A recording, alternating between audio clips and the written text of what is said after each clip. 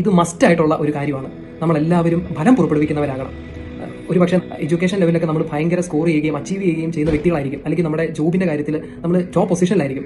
നമ്മൾ മാസം ഒരുപാട് ലക്ഷങ്ങൾ നമ്മൾ സമ്പാദിക്കുന്നുണ്ടായിരിക്കും.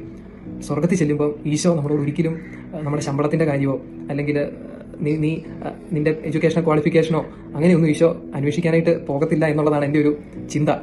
ഈശോ ഉറപ്പായിട്ടും ചോദിക്കും, എത്രമാത്രം നീ ഫലം പുറപ്പെടുവിച്ചു, എത്രമാത്രം നീ എന്നെ സ്നേഹിച്ചു, എത്രമാത്രം നീ നിന്റെ സഹോദരനെ സ്നേഹിച്ചു. ഇത് ഉറപ്പായിട്ടുള്ള ചോദ്യമാണ്. നമുക്ക് ഒരുപാട് സാധ്യതകളുണ്ട്. അനുദിന ബലി ഫലം പുറപ്പെടുവിക്കാനായിട്ട് നമുക്ക് ലഭിക്കുന്ന വളമാണ് പരിശുദ്ധ കുർബാന. ഫലം പുറപ്പെടുവിക്കാനായിട്ട് നമുക്ക് ലഭിക്കുന്ന വളമാണ് വിശുദ്ധ കുമ്പസാരം. നമ്മൾ ഈ വളങ്ങളൊക്കെ ഉപയോഗിച്ച് നമ്മൾ ഫലം പുറപ്പെടുവിക്കുന്നുണ്ടോ ഇല്ലയോ എന്നുള്ളതൊരു പ്രധാനപ്പെട്ട ചോദ്യമാണ്. അത് നമ്മൾ എല്ലാ ദിവസവും ഇത് ചിന്തിച്ചു നോക്കണം.